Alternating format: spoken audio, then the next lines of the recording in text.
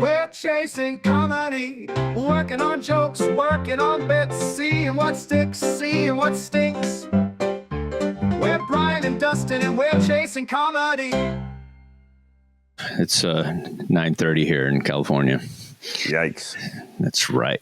It's so early to try to be funny at 9:30 in the morning. Mm-hmm. What's the earliest you've done a show? I did a college show that was like a brunch show, like 11 o'clock or 11 o'clock, yeah. a.m. It's insane. That's chaos. It's like, no comic should have to do anything when, as Orny Adams would say, when the sun is out. And also the brain is, exactly. And also the audience brain is not wired to, respond to comedy at that time. Live comedy. It's just like they're like, what are we doing? What is this? It's not normal. I feel like comedy is meant for late night, but sometimes I'll do like a 3 o'clock and it goes well, and the audience is okay, but 11 anything AM not good. Have you been watching NBA playoffs at all? I was into the Lakers Rockets thing. I was really rooting for LeBron because I love when an old dude does something special. But right. I kind of lost a little bit of interest after that. I was hoping he would go a little further, and then maybe Luka would come back at the end, and it would just be this whole thing. And then none of that happened. So I was really rooting for that scenario where he just comes in Game 6 and but. It was kind of sad to watch, one of the best go out like that. Yeah. Plus, OKC is like this machine, and their bench players would start for most teams, and it's like so sad. Like AJ Mitchell and Jared McCain come in, and these guys are like hitting threes and kicking ass, and you're like, I feel bad for like a team that their starters, they got LeBron, they got Luka, they got, and then they got a lot of role players around them. They got some really good players, but it's not like this just wave of Hartenstein and Mitch Holmgren and it's just brutal.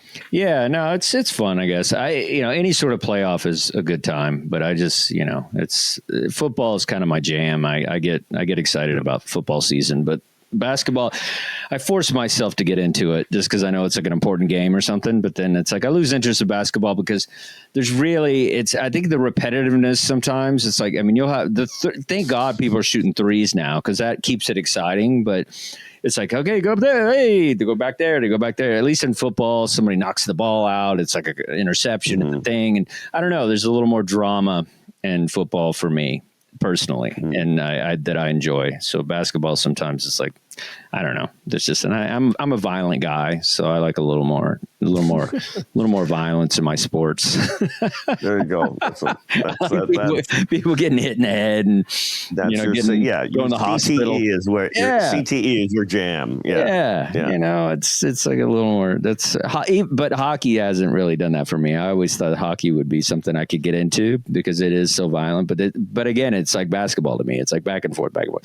And then I watched it in Canada once and it was great, but I don't know. Are you into hockey at all? I used to be into hockey more. Yeah. I find hockey to be, it's always interesting. It's fascinating. The skill level is remarkable to watch. But I was never to be able to do all attached. those things at once is crazy. Yeah. That's the most talented athlete for sure. It's amazing. Yeah, watching those guys. Yeah, it's like watching guys like it's like seeing what's his name, the soccer guy, what's his name, the biggest soccer guy. Yeah, we should probably know that guy. Yeah, I really. This is sad. How sad is it that I keep thinking Mario Lemieux, right? Messi. Messi. There you go.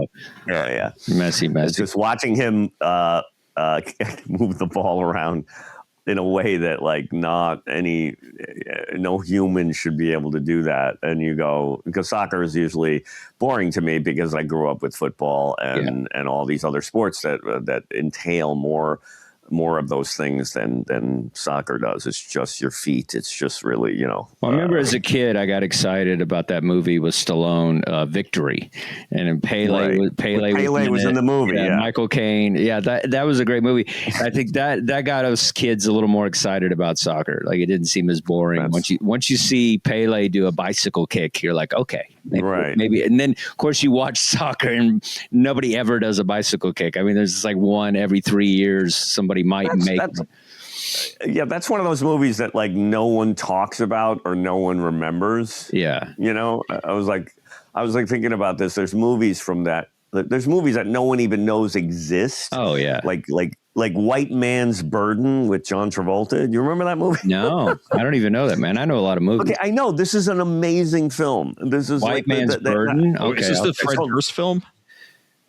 What is it? Is it White Man's Burden? Is that the Fred Durst film with John Travolta? Oh, I don't know. Fred Durst. The John Travolta movie. I didn't know about. It was Fred Durst directed it. What? When did it come out? Let me see. 90s, I think. Fred Durst. And it was about a world that was flipped. Oh, no, white people were the minority. No, I know this film. It was a different film I'm thinking of, but another Travolta one.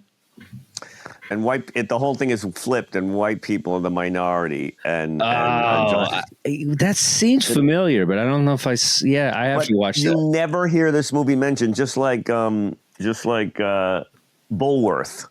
Like certain movies that like you never hear talked about anymore, like that were like buzzy because they had either controversial aspects of them or something like that, and no one ever even talks. Like they ignore that the movie ever existed. Well, I tell you I tell you the movie they bring up, Soul Man. They bring that up quite a bit these days. Yeah. That's brought up a lot. Okay. That's brought up a lot. Soul Man is brought up a lot. What's the one with what's his name playing an Indian guy? The robot movie, Remote Control or whatever. What was that movie with Short Circuit? Short Circuit. That's right. That's right. Where oh God, what's that guy's? Begins with a S. Oh, it was Fisher Stevens. Fisher Stevens. Yes, Fisher Stevens plays an Indian, genius or something. Oh, Short Circuit I've seen, but I was a child. I don't remember that. I think I was a child. I don't know. I always say that about every movie that's old, and I was probably like 17 or like 22. I'm like, I was a child. Yeah. I was going to do a video. Yeah, I know. I was going to do a video about this. I did a video about a very short video. I haven't posted it, but it's I'm walking by D'Agostino's Market in New York, right? Yeah. And in the movie Death Wish, yes, his wife Hope Lang and his daughter go to D'Agostino's Market, and then they go home, and they're followed by a bunch of thugs, one of whom is played by Jeff Goldblum. Okay, nobody remembers. And they kill the wife. They assault the daughter. Jeff Goldblum was in the first Death Wish. Was in the first Death Wish movie. Nobody remembers that. He has a tiny part, and they kill the wife, and that leads to Charles Bronson going on a vigilante killing spree. Okay, but in the movie, Vincent Gardenia says they followed her home from D'Agostino's Market. I never go into D'Agostino's Market now, even to this day, because all I think is they killed Charles Bronson's wife. Right? I can't go in there. I don't know what kind of product placement they were looking for, but it was pretty. Well, it's funny. Weird. I want to tie this in. It was like what was great about Victory, the movie, was it was less Stallone, and I feel like every movie where there's just not too much of Stallone. Same with Schwarzenegger. When there's not too much of them, they're great movies. Yeah. Where they don't not too much dialogue or whatever, and that's what I like about Charles Bronson. There was never too much Charles Bronson. He barely spoke in hardly any of those movies. And that's why it was great. It was just like it was all about just killing and pure action, and like you didn't get some speech at the end that was preachy, or it was just straight killing a dude on the subway. Speaking of movies, yes, and also right. Speaking of movies and people in movies. Oh, and Charles Bronson, by the way. But if he was in a lot of great films, like the Dirty, not the Dirty Dozen, or was he in the? Yes, he is in the Dirty Dozen. He's in the Dirty Dozen. He's in the Magnificent Seven, right? Like people forget how many great movies. He's with White Buffalo, I think, was a big one. Mm-hmm. Hunting Buffalo. It was funny. Last week we talked about the Kevin Hart thing, the AF, whatever that contest, the new Last Comic Standing, and we had Adam on and we talked, and then this week it was like everything was about the Kevin Hart roast, where I feel like you can't get away from Kevin Hart. Like he's everywhere. I think he might be in my closet right now. Like he just doesn't go away from, everything. He's in the waiting room. He's in the waiting room. He's going to be on the show. It's just, it's just so much. But I was watching the roast, and I tried to watch it. I'm not a fan of, a lot of roasts, but it's, there's a lot of everybody's, the buzz is, they did like a George Floyd joke or something, and everybody gets crazy. And I feel like it's just, I don't know. It just doesn't resonate with me anymore. I feel like the Comedy Central roasts were pretty great because you would see like Greg Giraldo, and you got so excited because you just knew whatever was going to come out of his mouth was going to be magic and it was going to be hilarious. And I don't have that feeling when I watch the roasts anymore. And I think it's because I got spoiled because I used to watch this. Look at this gem I got. Wow. Wow. Dean Martin's celebrity roast. That was comedy right there. I mean, they were all drunk, which was amazing. Yeah. They were just sloshed before they even got up. They had no writers. There was nobody writing jokes for any of these guys. These roasts, there's celebrities and athletes that they didn't write one word of the joke. And it's like these guys were just drunk winging it. And it was I don't know if hilarious. that's true, that there had no one wrote jokes for them, because there were guys that were singers or people on the that would be roasting Dean Martin or people that were friends with him. I don't know if Frank Sinatra wrote all his material. You know what I mean? Like, I'm sure that he had guys that he'd go to like Joey Bishop or somebody and have him, Yeah, maybe. I don't know. I just thought it was, I've seen, it looks like they're winging it. I mean, maybe I doubt Rickles was writing for people or anything, but. No, Rickles was always great. When he come out, he would just torch the whole place. And it's so funny because his stuff, if you watch those roasts, Rickles is, that stuff is still funny now. Like he just rips the president. I think Reagan's on one of those, and I remember going, "Look at Reagan! Hey, Ronald, wake up, okay? Like Ronnie's passing out over here. Nancy's going, hey, could somebody give me a black coffee, please?" Okay? No, I think Rickles was at the White House. I don't think Reagan was just sitting there on the dais. Like, he was at the White House when he did his. I think there's one where when he was governor. He's sitting there? No, I'm talking about when he was governor of California. Oh, okay. Reagan was governor of California because he mingled with the stars out there. So I think there's a roast where the governor of California, which was Reagan, was well, it's funny. It's like I was watching the thing, I was watching Gillis and all this stuff, and it's funny when he's up there. I think he's a good comic, and he's very popular, and he's definitely owns who he is, and he doesn't care at all. But he does do this thing that drives me a little crazy, which I do on stage that I'm trying to curb while I'm on stage, and it's that thing where you say something and the audience doesn't give you the love you think you deserve, and then you're like, "F you people, that's a great joke." And it's like, that's probably my worst habit as a comic. And then to see it on such a star level is just like, it's unbelievable how it's like, that he's just does that. And it's kind of part of his shtick. I see he did on SNL, whatever. So that kind of drives me crazy. But overall, I felt like it was, a lot of race jokes. And I'm a big fan of a good race joke. And I'm good, if you can pull it off. But I felt like a lot of it is just, I don't know. It felt lazy. Yeah. That's just me. But I don't know. We got our guy here, right? I was about to do it, but way to make that uncomfortable. You didn't talk to him. I booked him. I'm bringing him up. Just give me a second. I didn't know. I really honestly didn't.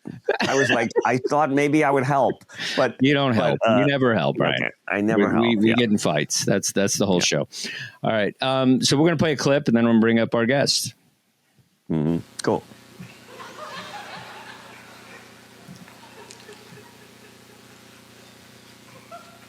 Black people like this jacket. That's true. I'm serious. No, I'm serious. Black people like this jacket.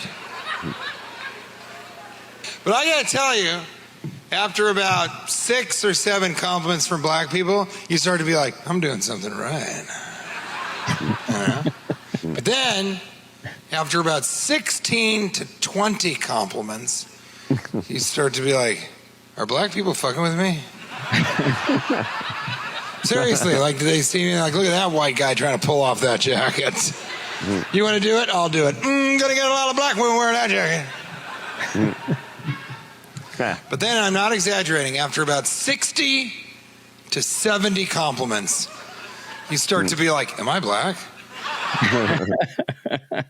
There you go. Ladies and gentlemen, he is black. You've seen him in movies, television, one of my best friends in comedy and in the world. Ladies and gentlemen, TJ Miller. TJ Miller, ladies and gentlemen. I was in the waiting room. I kept answering or trying to throw in things. I knew I wasn't on, but just that's how engaging the conversation was. And then Dustin's line, I mean, like Dean Martin. I'm like, yes, that's what I'm saying. Those were the times. And then also, it's funny. I watched that bit, and it's funny, but all I can think about when I watched it back was, it was better before when you just right away said, am I black? And you're taking this pause. You're taking this pause that's kind of like, it's comedy. So you take a pause, and then it worked better when I write. So it's funny to watch yourself and be like, I could have done that a little better. And it's like, why? So fun. How do Native Americans respond to that jacket? Not often enough. Because it's very Chippewa. It has it's Chippewa Southwestern, but I guess it's the earth. But so the Kevin Hart roast, I agree. He's just so ever present. It feels a little try hard in the sense that Ryan Reynolds kind of does that sometimes. It's just they can do so much. There's so many places they can do something that you're just overwhelmed by their presence and culture. You're like, oh, geez. But yeah, I feel like, like Bill Hicks, I remember saying that he would never do a commercial, and there were certain people that just, and it probably helped his image, the fact that we never saw him, doing stuff like that or anything that was like over celebrity. Like, I mean, I feel like, watching you, over the years, and, you really, what I like about you is like, you don't care about the celebrity. You don't care about all this other stuff. You just want to be a good comic. And I watched you really get obsessed with that, because you had the fame, and then you had to just do the work to become a better comic. And I got to watch that happen. And it was a beautiful thing because you really put in the work. Every show, from dive bars to theaters or whatever it took to get better as a comic, you really put the work in, and I think it was great. Uncomfortable with compliments. Well, thank you, because I was there. I was right there with you. Well, I realized, and this is a fun way to talk about this, is so I'm working on this Christmas movie, and we just were stalled out with kind of. Not stalled out, but it's like it was moving slowly because it was just me and this script. Those were the two things that we had together to sell it. And it was working, but then we could see like, it's not that. We need something else. Do we need a director? Do we need financing? Do we need a production company? Do we need an actress to sort of play opposite of me? And I'll say it for the first time. And it's pretty fun. So now what we're selling, because this movie star decided to do it, now we're selling it's TJ Miller and Tiffany Haddish in an alien Christmas movie. Awesome. I mean, it's awesome, you guys, and I could spout off about it as I have for the last 24 hours. But the weirdest thing is, I think, and this is real, Tiffany is so smart, right? She didn't do the Kevin Hart roast because she didn't want to be insulted before she dropped the news that she's on the cover of the Sports Illustrated swimsuit issue. Yeah. That happened yesterday. And then after that and all the press for it, she came and met with us. And I kind of sat across from a person who is a huge movie star, huge celebrity, but she still does stand up. Yes. And I get that there's something there. We've never talked about it. We've kind of talked around it. I did more of that, more of like I got to say, the thing that I respect the most is you're still doing stand-up. Most people don't do that. Adam Sandler didn't do that. Woody Allen really didn't do that. Steve Martin didn't do that. And I use those. Even Eddie Murphy. Yeah. I mean, it's almost like Elvis tried to be an actor. It doesn't totally make sense. But it does, because she's addicted to it. And she said that before. She's like, it's my best dopamine. I think, she doesn't drink right now. So yeah, it's fascinating. But I realized we were both trying to make this movie. This is real, you guys. I think so that we could do more stand-up. so that we can still retain audiences by doing this big thing that everybody watches every year. And that would give us the ability to, and I don't think it's so weird, you guys. I don't think she is a theater girl. I think she really is. Like, I came up as a factory comic. I worked with Tony Rock and Chris Hart and you, and just like serious motherfuckers. And I am a stand-up comic. I have found this way. I'm so smart. I found the way to become all of these other things. But ultimately, I think I was sitting across from a black woman from the hood in South Central while both of us were like, let's try and do more stand-up comedy. Well, it really is one of them. Because, gentlemen, we've sort of won. This is the thing that even Tiffany Haddish is like, I can't stop doing it, TJ. How do we make it possible to do it more? And I think, I mean, that's why I'm kind of addicted to it or in love with it. And I also want to jump back to say that the Comedy Central version of Roast felt more clubhousey. I think that's what we're all saying. It was more, and the original clubhousiness of this Dean Martin, people are yelling, Frank Sinatra's, he didn't write any of that shit. Just like, just get drunk and like, this guy's the fucking, okay, the number of times he has to dick out in public equals the amount of times he's been out in public. All right, two more. What am I going to do it without two more martinis? So, Greg Giraldo, certain people, they were just in the club because they were the best. And this one felt kind of like the Tom Brady one I haven't even seen, but this one felt a little bit more like, look at our parade of cultural celebrities. Like, I have a tough time with Tony Hinchcliffe. I get that you might think he's funny. No. For sure, I understand that. He's whatever. He's like, I love the math that you figured out or whatever. But you wish there were a couple other. I had a lot of thoughts about it. I was like, Shane Gillis definitely, Yeah, the problem I have with him is, it's funny, this Austin scene and this whole it is racy and do jokes. I was doing that stuff in 2004. It's like you're not like, Nick DiPaolo, Lisa Lampanelli, like all this. Yeah. We were doing it when people weren't really ready and desensitized to it. And now it's just like, now they're doing it for the shock of the effect that's going to happen afterward. And I feel like there's a way to do race jokes and there's a way to kind of, and I'm still a fan if it's funny, but I feel like these guys are just, kind of going in, just where they should, be a little more intellectual with some of it. And it's just, it's very cheap, I think, a lot of times.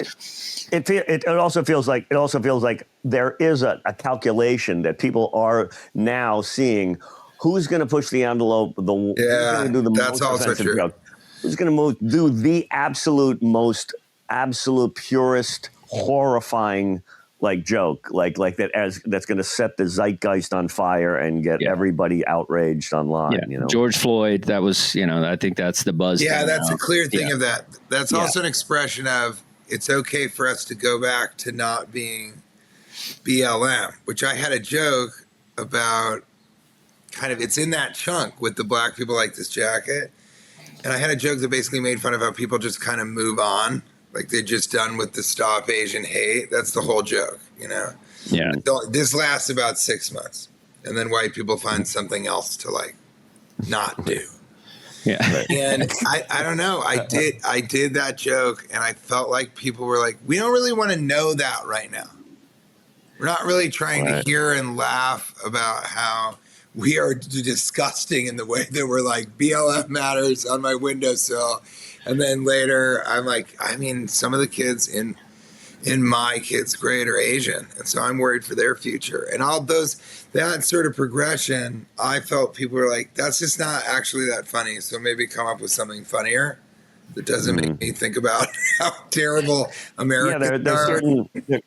There's certain. I was talking to somebody about this the other day about there's issues in comedy that will inflame. The minute you mention them on stage, you can feel the chill go through the room, and it's like, where is he going with this, or where and there's certain and for the right wing, it's like if you can't make fun of the troops, you can't if you ever made a joke about the troops or any of that stuff, and then you can't go the other way.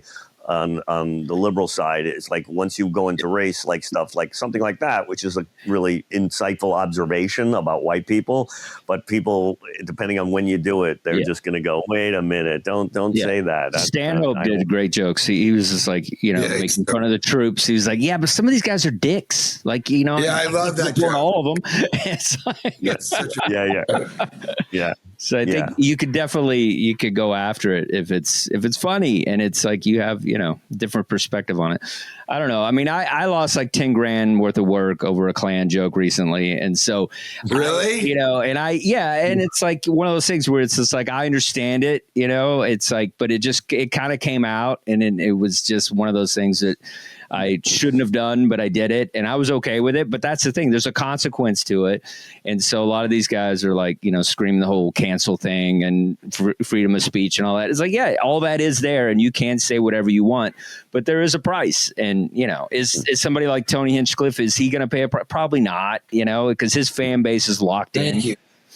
And so, but you just kind of have to like accept whatever happens. But I don't know. I was just watching the thing and just felt like whatever. I want to be excited about comedy, and something. And it felt too calculated. Do you think, Dustin, it felt too calculated? Yeah. It was like too much of a marketing machine rather than a real roast, Yeah, I don't know. It just felt like they weren't friends. I think that has a lot. Right. That's why the Dean Martin thing was so funny because that like Frank has gone drinking with these guys and like you felt it. Yeah. Like you felt it. That's exactly right. Yeah. That's exactly right. None of them friends. Were friends. If you and I did a roast, I'd probably want you not to say certain things. But if you did, I know you're my friend, so it would be funny. And so it's like I didn't feel that with these people. Like Draymond Green's on there for no reason. There's this like Lizzo is on there. Mean. Like what? Who are these people? Why are they on there? Why is Lizzo on this thing? Do you know what? Actually, it's sort of masochistic because it's like torture. You're basically going, I don't know any of these people. I'm just going to let them come after me and say the worst things about me in public. And then I'm going to go on and make fun of all of them. But none of them are friends. None of them are hanging out at all afterwards. They won't even have a drink together. They'll go to their separate. Yeah. And that to me, that's key. There was always an undercurrent of affection that you felt. And on this, there was a certain level of hostility because I don't know what Chelsea Handler's relationship is with Shane and Tony, but it seemed pretty, I mean, I might be wrong, but man, there was a lot of darkness in there. And it felt like there was I would really say Chelsea, who she kind of, there's no way they're friends. At most, they've spent 2 days, maybe 3 days together in their lives. And she is kind of cutting. She's a pretty bold comedian. So I think, I haven't seen the roast, but I think anything you saw is dark. I really do think is true. Well, she's anti everything he's about. The bro thing, all the stuff. Yeah, she's anti that. I thought she was great on it, actually. I thought she had some very funny lines. Great.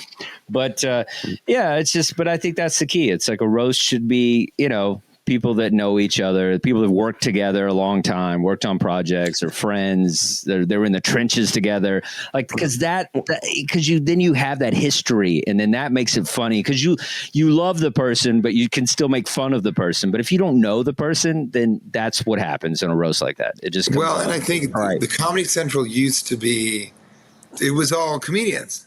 Yeah, it was all, and you know what? As it should be. Maybe they'd have an actor who's also funny or something. Yeah. Or a musician that's kind of funny. So you thought in your mind they wrote all their jokes. They know each other. They've been working together in the clubs for years. You're this way, you're that way. I've been on Tough Crowd. Yeah, so have I. It was sort of the clubhouse feel you're talking about. And this is just like, who are these people? Is that a football player? Why are these people doing? They didn't come up with it. So I guess they're just. And the worst thing someone could do, this is worse than F you people, that's funny, is, hey, I didn't write this. No, it's like, and then it just takes away that thing where you're just like, well, don't just give up on, we're not going to give you a pass because you didn't write it. You're saying it, so own it.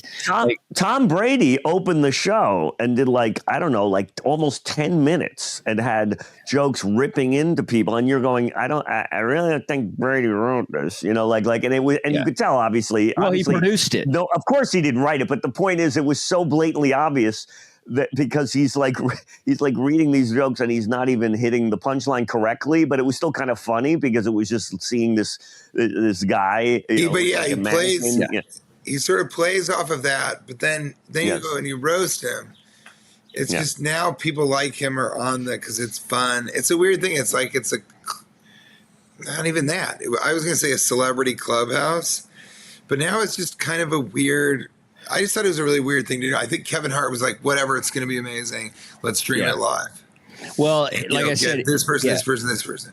Yeah, he did produce it. Tom Brady produced the whole thing. And so that had a lot to do with him probably being the face of it in the beginning. I told the story before, but I don't know if I told TJ, but I remember when I was early into comedy, I worked the Dennis Leary roast.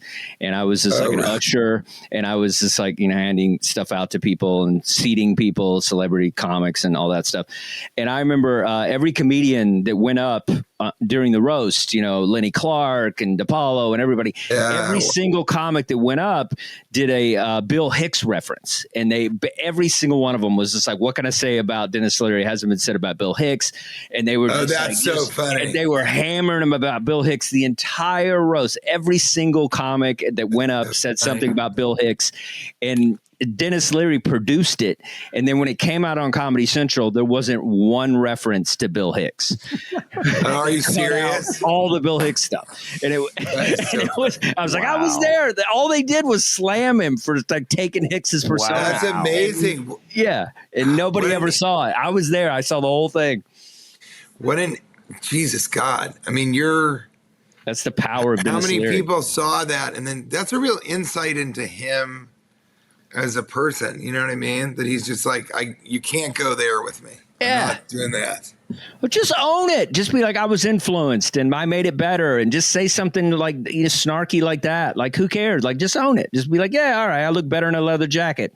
It's like, I smoke better on camera. Whatever. Say something stupid. Just own it. Hicks had the greatest joke about that. Hicks had the greatest joke about that. The joke where they asked Hicks about it. He goes, no, I actually stole the material from him. They said, you said that Dennis Leary stole jokes from me. And he goes, no, I actually stole from him. But to throw everyone off, I did it before him. That's great. But that is so funny. But just to throw everyone off, I did it before him. I thought that was the funniest freaking take on that I ever heard. And that makes sense king because of that. Like, it's so funny. Like, he didn't get emotional about it. Like, he made that. That's how you address it. That's very funny. But like, Leary didn't do anything to address it. And so you're just like, takes away from it. Yeah, like there was really an undercurrent of affection that you see in some of the roasts. But the Comedy Central roast, there was one with Chevy Chase, where none of the people on the either there, like except Paul Schaefer, even like knew Chevy or were friends with Chevy, and they like didn't show it ever again because it was so dark and uncomfortable. Supposedly, that's what I read somewhere where like it was the saddest thing because all these young comedians and people were just ripping Chevy, and they weren't friendly with him, and they had no real connection to him whatsoever, and they supposedly didn't show it ever again or something. Or there's two. Well, to be fair, Chevy didn't really have any friends. Everybody hated Chevy Chase. Bill Murray, like, they got in a fist fight. Like, it's I think he had a lot of I think that when you watch his movies, even Funny Farm, part of the joke is, even in Christmas Vacation, part of the joke is that there's kind of a little darkness to him. He's a little bit fucking frustrated right now. He can't fucking believe that he's in this goddamn situation, but he's going to fix it. He's going to do something. And that was sort of his. And so you kind of see what that man was kind of behind that a little bit. But it sucks when you hear that he can be mean to people because you're like, come on, man. Yeah, I mean, I think he's great. He's very funny, and the best delivery I've ever seen. Fletch and all those movies, and Christmas, so great. Christmas Vacation. Yeah, Fletch is amazing. My parents love Fletch. Is amazing. But I think Fletch is amazing, and Christmas Vacation is amazing, and Caddyshack is just a toss away delivery of some of those lines. Winning is Vacation. You do. Christmas Vacation could be. Is it the best? It could be the best Christmas movie. You can make an argument for the fact that that's the best Christmas film. So he's that good. We put a fake squirrel in my tree every year when I was a kid, just because. Really? Of that movie. Yeah. After that movie came out, we put like a fake squirrel, and then we would just, before we opened our present, squirrel, we would all yell squirrel. That was a. I like it. I like it better than. What do you think, Brian? Where does it land on favorite Christmas movies for you? Oh, I mean, it's right up there. There's great, hilarious things in that. As far as I like Bad Santa also. Yeah. I love that. I don't know why that's such a dark movie, but as far as like comedic Christmas movies go, it doesn't get better than that. Well, it depends what your vibe is for Christmas. Like Leah, their family takes Christmas very seriously, so it's like that. So that's like that takes Christmas another direction in the dark or whatever. Whereas sometimes it's like we want like a wholesome. It just depends on what kind of vibe you're looking for Christmas, because it's pretty much Christmas gone wrong is what that movie is, which is my family. So I'm into it. Elf is great. Elf is great. But did you guys see a perfect Christmas movie? I think that's the best Christmas movie. I think it's really. I think because it adds very funny. It's very funny, but it also keeps that wholesomeness to it. I mean, I guess Christmas Vacation does too a little bit at the end, but it's I think it's just perfect. I think it's so funny. Bob Newhart, come on, dude. It's so good.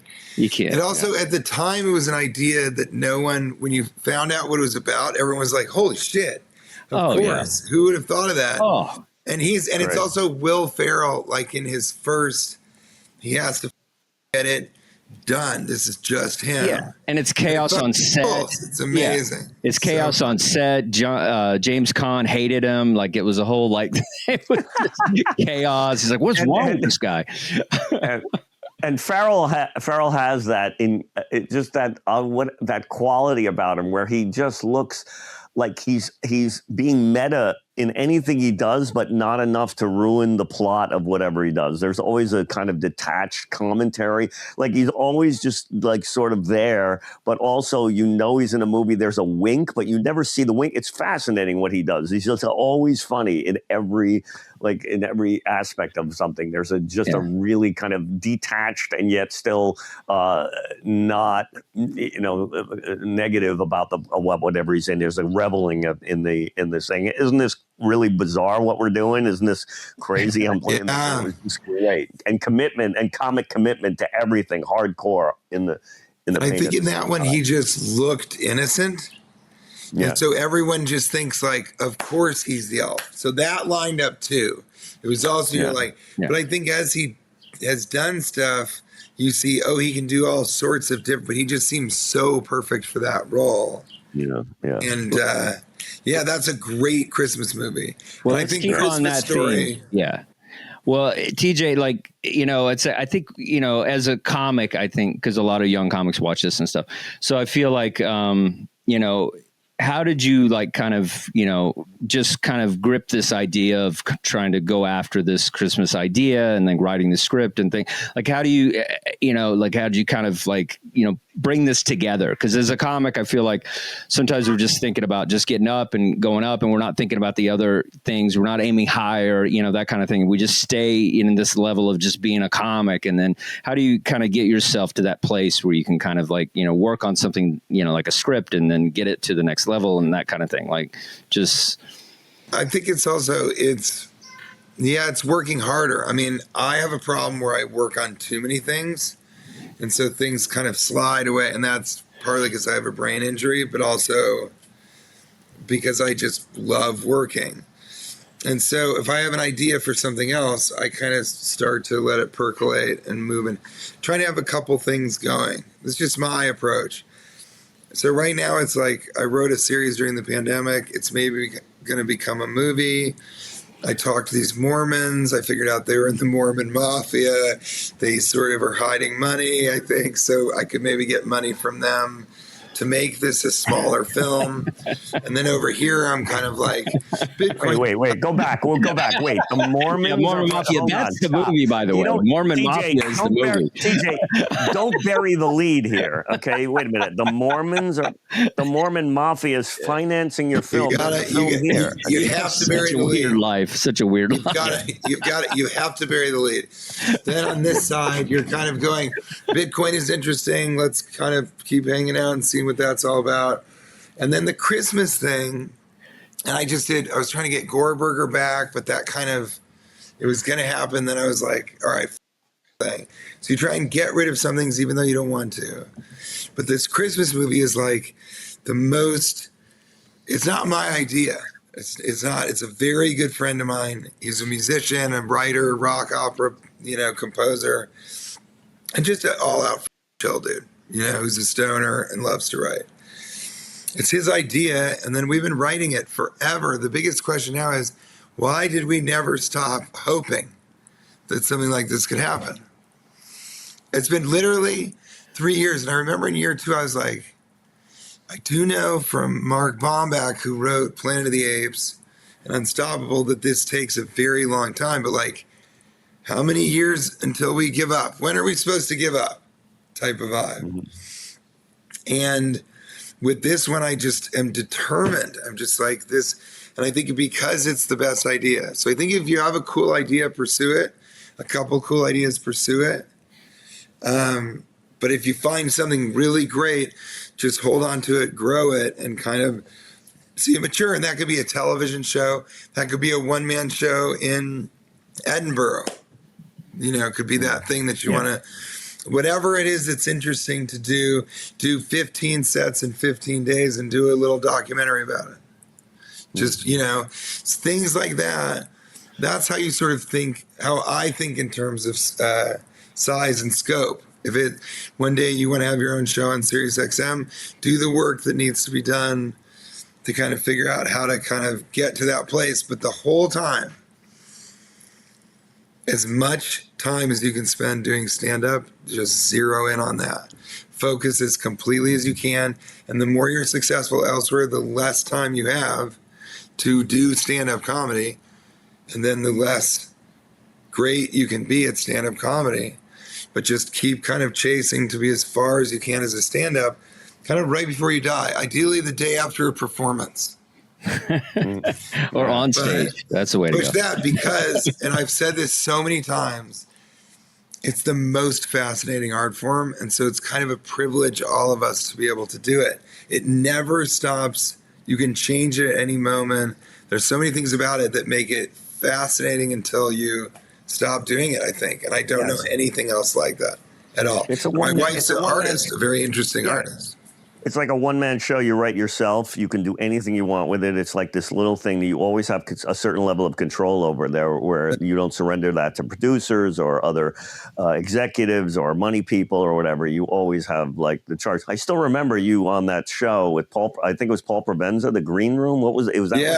Yes. You were great on that, right? Oh, you kicked so ass on that. I still remember that because they give you these topics, they flash them on the screen or something, and like what we do on a show. Yeah, it was amazing. I tried to do it on the road. I like improvised with people's stuff. I did a few of those, and I was like, then I'll release them. It was a long time ago, and I worked with Paul Provenza's guy, and then he was like, you should just do it on your own. And I went, I did it, and I did suggestions from the audience. Mm-hmm. It didn't click really because I was improvising, but we're videoing it, and it was people who aren't funny. And I realized all of those suggestions were written by one guy, Troy Conrad. Mm-hmm. And a big part of why the show was funny is because he had really funny ideas for random ideas, like names of bits, Yeah. Well, that leads us into this next thing. We actually do a thing where we write on the show. Usually Brian and I write, we'll pull a premise or whatever. So we do a thing. Hopefully you could jump on board for a few minutes, but we do a wheel, and we have Adam, our producer, is going to bring up the wheel, and then we just it clicks to a topic, and we just kind of play around with the idea of the topic. I love that. So, Adam, bring up the wheel, baby. And it looks better in post, by the way. It looks a little jinky. This is great. Looks a little jinky on here, but it'll look good in post. Brian Scott McFadden, you're so funny. I saw him kill He's with great. a perfect audience. It was one of the funniest sets I've ever seen in my life. Yeah, I mean, it has to be a perfect audience, but yeah, he's definitely a killer. Thank you. Got to be just right. It's gonna be perfect. You gotta. Welcome to the Brian Scott McFadden roast. Thank you. You go. All right, hit the spin wheel. Hit the spin wheel. Yeah, try a cruise ship when they're 80. Try that one. Yeah. Yeah. All right, ready? All right, what do we? A wheel of premises, and these are all really bad premises. I hate all of them, but we'll see what we got. Yeah. Adam, go ahead and tell us what it is. This one is public bathroom anxiety. Yeah, I love Adam's voice. It was just perfect. It's so great. It was a piece of art. I mean, it's so perfect. Bathroom anxiety. Yeah, we can do another one. Let's do another one. We can spin another No, one. I like it. I think You like it? Okay, go ahead. Well, just that I think I would start with something that I've thought of before, or a joke that I have about being in the public restroom, and kind of go to when you're afraid of kind of flushing the toilet as you sit down because of the motion sensor, and then have to flush it again. And so people hear you flush twice and what's going on there, really. And sometimes it'll scare you. And then I just think about what happens in the stall that you're worried about coming out of the stall. Yeah, I think I have anxiety of like I wash my hands 99%, but there is an occasion where I'm just peeing and I'm running out. But if there's people around, I will just run my hand underwater. Just so it looks like I'm washing my hands, just so the people behind me can think that I did. But and why do I care? Instead of being that animal that just walks out, I need to do a little bit of rinse on my hands so I feel like. But maybe that's so funny. But maybe isn't it? I mean, is this enough? Like, what am I washing off? Nothing got on me. So. And sometimes I'll do one hand because I was like, that's the hand that did all the dirty work. Yeah, and that's great. Yeah, and I watching this one. Yeah, you're doing performative hygiene is what you're doing. Yeah, people behind me. You're not even doing. Yeah, it's the stupidest thing ever. Like. It's so stupid, right? But I just, it's performative public hygiene because I love those air blower things that supposedly they say. I remember I can't. You know how you read something once and then you can't get it out of your head. That those things are the worst things because what they do is they blow every kind of germ that's in there all over the place, right? Like that supposedly those Dyson things are nothing but fecal matter, windmills or something. I didn't really think of the fecal matter component. That's really fecal. gross. Fecal windmills is the thing we'll take home with. Ladies and gentlemen, fecal windmills. Yeah, I like the old school dryer where you hit that metal button, bang, and just, like those are There's with anger sometimes. You can hit it. If you were in a fight with your lady outside, fuck this place. It's like slamming a phone. You get to that's the last. I only need to dry this hand. Yeah. You know what I miss is the one where they used to pull the cloth thing through the thing, and I never knew what happened when it went back in. Did it wash it? They used to have that. That's cloth. The grossest thing ever. It just keeps. It was disgusting. It's just circulating all the germs. They just keep happening over and over. It wasn't even paper towels. It was a cloth thing, and it would just be on a spit or something. It would go through the thing. Well, and you always wondered how a spit is great. You always wondered as you're pulling it, is it just this one? Is it being cleaned? Exactly. And then I guess now it's just a huge roll, and they expect them to wash it. They don't care. Right. They're not going to wash it. No. And you're using the same one that 14 truckers have used. You're using the same one. It's I've seen one of those in the past year, so they're still out there. Like really? Yeah, I've somewhere. I forget, a truck stop probably, but somewhere I've seen them somewhere. I was talking about this that there's a funny moment when you go into a bathroom and there's a soap dispenser next to it, like electronic. Yeah. And there's one of those push dispensers, for soap, and the electronic one doesn't work. Neither does this one. And there's just a bottle of Dial push button hand soap over there. I went into a bathroom like this. It's like that's so many stages of disappointment. Well, you have the best joke about, just tell that joke that I know it's old and you don't do it as much, but the one about where you're just trying to like do the sensors and like you're looking in like with the water and the soap. Oh yeah. It would be, and that still does well. And I can't figure out, sometimes it gets an applause break and sometimes it doesn't. And it's not, and I've tried a lot of ways to figure out why that is. But yeah, I go through just a mime of like trying to.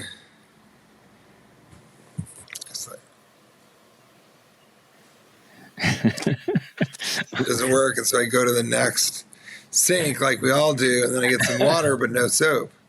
There's no soap. There's water. There's no soap, and so then I go, oh, maybe I can get soap from the other sink.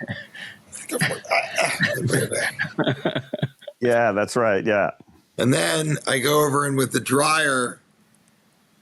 And I wipe my hands on my pants and leave. And it's really fun. And people just, you can feel them in the audience being like, that is so true. And that's a fun one to do. Well, I don't get a lot of those. Well, you should do the line too, where you're like, do I even exist? Like that. I thought that was a great line. Oh, that's funny. Yeah, but I think it's really hard to get something that is, that people are like, that is so true. I've never thought of it. I've gone in there 1,000 times, but you said this thing that I've always thought. I only get one of those every hour special that I put together. But Seinfeld made a career off of it. I mean, he was just. Yeah. I never thought of that thing. That thing where you get that magic. Yeah, I never thought of that. Like the comedians always say, when they introduce you, they always say, put your hands together for this next performer. And I never heard anyone comment on the fact that what a bizarre kind of intro that is, to actually think that the audience needs instruction manuals on how to applaud. You know what I mean? Like the direct, actually bullet for bullet point, take your right hand and bang it against your left and put your hands together. It's like a very weird. Well, how great would it be if the audience just went like this? Took it literally. Yeah, that would be amazing. If I had an audience do that, I would quit comedy. It would never get better than that. They all just went. Oh, you mean repetitively? Put your just, hands together and don't take them apart. For Dustin Chafin. Yes. Take them apart. Draw them apart. Put them together. Draw them apart, and in a repetitive motion, like for this next performer. Right. All right, Adam. Let's do one more. I wonder if that happened forever. Yeah. One more wheel. Let's do one more wheel. This is fun. Thank you guys so much for having me. Oh, thanks for being here, man. This is a big deal for us. This is great. I appreciate it. We're excited. Yeah.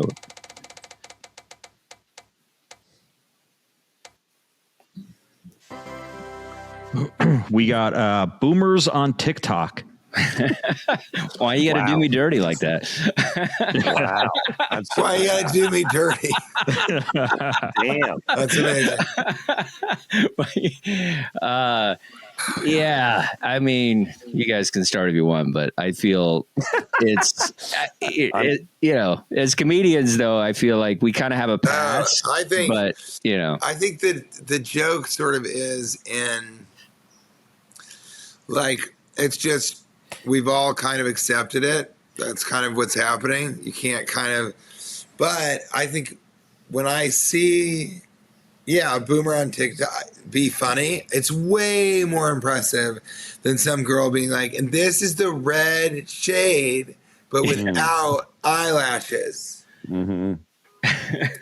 Yeah, because that person has acclimated to this entire new ecosystem, and that's not easy to see someone older who nails it. Like TikTok. Yeah, that's exactly right. That's like my father versus my father-in-law with the telephone.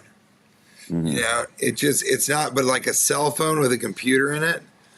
You know, if you're 83, that is like social media and fucking AI and all that stuff now, you know. So I think, you got to kind of do it. But if a comedian is funny on TikTok or Instagram or whatever, I just am like, you're fucking amazing. I don't think about anything else. Matt Bergman, this comic friend of mine, he's so funny. and he did a tour video, kind of acting like, and here we are. Look at this is Droll Square or whatever. That like it was sort of a satire of that, but he was at the Vatican, and it was just so funny how he was like, now it's the long walk to escape, just little funny things. And I like called him. I was like, this is so funny. So if you can get something that's funny, I just don't think it matters one way or another, you know? Yeah, I think old people on their phone depresses me. It's kind of, you had that great joke on Philosophy Circus about, you know, how phone addiction is going to be the next, you know, big thing where we're not gonna allow people in with phones and things. Yeah, I don't know. When my mom like knows what I'm doing on social media, it's like, you know, it's like, then why am I calling you? Like just get off. Like I don't need you. That's so funny. I don't need you to That's know amazing. all the That's stuff amazing. I'm doing. Hey, that's really funny. That's a joke for sure, dude. That's really it's think about that. Like, look, Mom, I'm not calling you more. Just follow my Instagram, okay? Yeah. Like it. If you comment, I'll read it if I have time. Yeah, because everything I'm going to tell her, she's like already commented on. And I'm like, well, then why? Yeah, there's nothing exciting to tell you. It's like, yeah, I did this big show. Oh, yeah, I saw that you did this. It's like, I don't want you. I want to be able to tell you. It drives me crazy. So you have to block your mom? Well, I blocked a couple of aunts because of political stuff. Like that's how for her sake, family. But but I blocked my mother with, you know, I did it for her. Yeah. Because I want to tell her this stuff over the phone for the first time. It's just annoying. Just get off it. And watching old people addicted to their phone is really, it's hilarious. Like I'm on a cruise ship and stuff, and everybody's just all these, it would be like 80 years old, just like can't get off the phone. And you're just like, I've been in shows or somebody, and I'm always like, you're way too old to be on your phone during a show right now. That's so funny. What is wrong? Does that kill? Yeah. I'm just like, what are you doing? Like, you know, you're acting like a 19-year-old right now. Like, get your life. Who are you texting? Yeah, who are you texting? Who are you texting? And why is it on a Junebug phone? What were those things? Those big phones? Those for old people? The Jitterbug, not the Junebug. The Jitterbug? The Jitterbug phone? You're on a Jitterbug iPhone. Jitterbug iPhone. Wow. Every text is just one giant letter. It takes you 4 days to read a text. Yeah, it is. Because it's sort of sad for everybody. I went to Washington Square Park. Everybody was just... like no one was looking at each other. Couples that were together weren't talking. They were on the phone. Yeah. Like it's just like I get so mad at concerts and stuff. I'm always like, get out, be present, you know, but whatever. Like, a guy at my show recently, a guy heckled. I was doing my Starbucks bit. I was doing a bit about Starbucks, and a guy yelled out, he goes, the guy before you did this already, right? And I go, what? The guy before me did this already. And then guy did it, the young guy, the MC, and he goes, yeah, a guy before me. And then his wife pokes him, and she goes, no, we watched you earlier, and you did this bit. They watched me on YouTube. So like I was accused of stealing my own joke, right? Like that was like the weirdest. That's the greatest thing in the world. That's the funniest thing maybe ever. I mean, think about how funny that is that the guy himself so many levels. called you out. He was like, I'm not going to stand for this. That guy's saying the same stuff another guy said. And you're stealing his look, too. You're stealing everything about him. The cadence, everything. It's not somebody like, you watched him. You ripped me up. You're ripping off some. Yeah. You stole that joke from that guy. That guy looked exactly like you, dude. Like you. Doing the same rhythm, same voice, man. I've heard that voice. I've said voice. TJ, one time I was filming this pilot this idea that I had it's called Hijack Comedy. And it was basically what we did is we took comics, we put them in weird situations. We put like Joe DeRosa on a bus and had him do comedy. We did different things on an elevator, like all kinds of weird stuff. We just take comics, had no idea where they were going or what they were doing. And so one time I had Rich Voss and I also had Bob DeBono. And so what I did was, Bob DeBono does an incredible Rich Voss impression. And so, and he knows the cadence, he talks just like him. And so I told Rich, I say, hey, I'm doing this pilot. I need you to send me 7 minutes of video, and I need you to do that 7 minutes during the taping. And so I had Rich Voss downstairs And then I had Bob DeBono go up and do that 7 minutes as Rich Voss. Same cadence, same delivery, everything. Really? And then it did not tell Rich Voss what was happening. And so then I said, okay, you're next, Rich. And then I took him out of the room and he got on stage and it just did the exact same act and the exact same cadence. And the audience didn't know either. And so they're just like staring at him like, what is happening? This guy sounds just like this guy. He's doing the exact same jokes. It was so funny. And Rich Voss said he was getting nothing. So he just breaks in the middle of it. He's like, what's going on? What's happening? It was so funny. Where's that video? I want to see that. What's happening? What's happening? It's so funny. That's great. But it was that's funny. Such a funny thing to have a comic have to like follow themselves. Yeah, that's incredible. And an impression of themselves. Yeah, an impression of themselves. It was just really, really funny. And Brian, you do a great impression of yourself as you. You nailed it.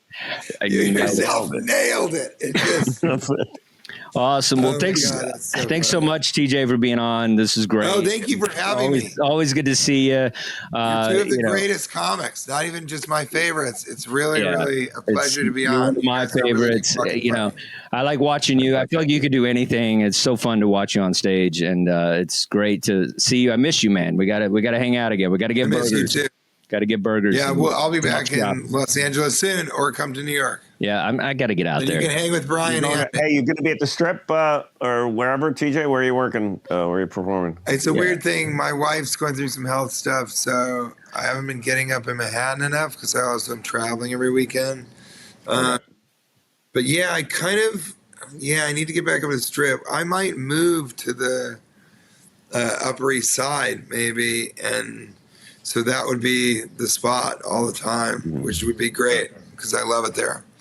Yeah. Such a great club. Comic Strip Live, everybody. If you're ever in New York, you have to go there. All the greats started there. The history, Chris Rock. It's such a great venue. Always a shout out. First club that passed me in New York. It was a big deal. Yeah, same. Back when it meant something. Lucian Hold. When a guy like that passed you, you're okay, like, yeah, all right. When it meant something. I know you didn't get passed by Lucian, TJ, but whatever. It's still legit that you're there, but it's okay. But not as legit. But back when it meant something. It meant something. It meant something, TJ. My favorite. Back when it meant something. I'm giving it out like candy now. All right. Yeah, they really are. Although if you're tall enough, all you have to be is tall enough. Yep. Very cool. There's two kids that are like 6'7" and 6'8" that are doing stand up the comic strip. They both got passed at the same time. That's hilarious. Oh my God. All right, everybody. Thank you. All right, you guys. Thank you. You go ahead and log out, and then Brian and I will finish up the show. Thank you so much, buddy. That was awesome. All right. Thanks, man. You're incredible. Good luck with the movie. Yay. That was fun. Huh? It's good to talk to stars, and we're up in our game here on Chasing Comedy. We're chasing. That's sweet. Yeah, I like it. So this is a new format for a little while. We'll see what happens.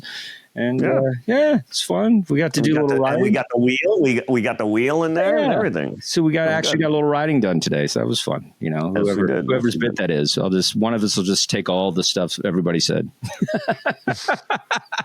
We really, it's sad that it is sad that we don't do follow up.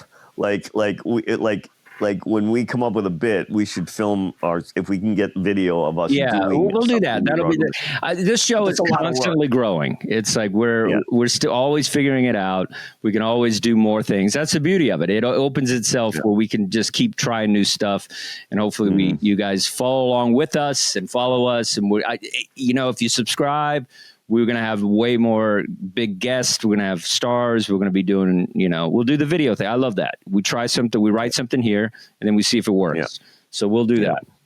Cool. Yeah. All right. Yay. Thanks for listening, everybody. Yep. God bless America. Well, folks, that's our show. It's time for us to go. Make sure to follow us. Give us a like. Drop us a comment and always subscribe. We're Chasing Comedy on all the socials. We hope you had a gas, had some laughs, and maybe you learned something too. Until next time, we're Brian and Dustin, and we're Chasing Comedy.